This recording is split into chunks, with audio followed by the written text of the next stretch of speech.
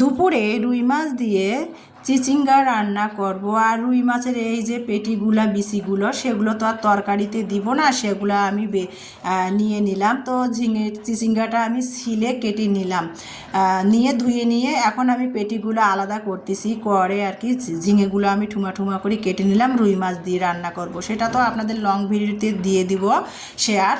তো এখন আমি ঝিঙের যে চিচিঙ্গার যে পেটিগুলো ছিল সেগুলো কিন্তু পরিমাণ মতো একটু পানি দিয়ে 1 চিমটি হলুদ দিয়েছি কালারের জন্য, দিয়ে সিদ্ধ করে নিলাম। নিয়ে পানিটা শুকিয়ে গেল, তারপরে কিন্তু এখন আমি এখানে পেঁয়াজ দিব আর রসুন দিব পরিমাণ মতো, দিয়ে আর কি আমি তারপরে সরিষার তেল দিব। আমার মেয়েরা না ভর্তার মধ্যে কাঁচা পেঁয়াজ আর সরিষার তেলটা পছন্দ করে না, সেজন্য আমি সিদ্ধ করা চিচিঙ্গার খোসা পেটির মধ্যে আমি এই যে তেলটা, ভর্তাতে যে তেলটা ব্যবহার করতাম সেই তেলটা আমি এখানে দিয়ে দিলাম।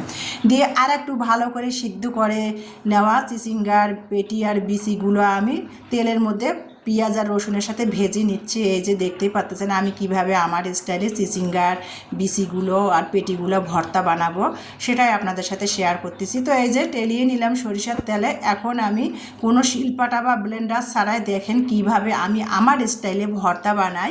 কাঁচামরিচ ছিল না, কাঁচামরিচ তো বর্তমানে এখন 200 টাকা কেজি, তো বাসায় তারপরেও ছিল না, সেজন্য শুকনো মরিচটা কিন্তু অফ ক্যামেরাতে আমি ভেজে নিয়েছি একটু তেলের মধ্যে। তারপরে পরিমাণ মতো একটু লবণ দিয়ে মাটির বাটনাতে শুকনো মরিচটা আগে ভালো করে বেটে নিয়ে এখন এই যে সিদ্ধ করে তেলিয়ে নেওয়া চিচিঙ্গার না বিচি আর পেটিগুলা ভেজে নিয়েছি, সেটা আমি এখন ভর্তা বানাচ্ছি। দেখেন কত সুন্দর করি আমার স্টাইলে। আর এভাবে কিন্তু চিচিঙ্গার পেটি বিচিগুলো ভর্তা বানালে কিন্তু খুবই মজা লাগে।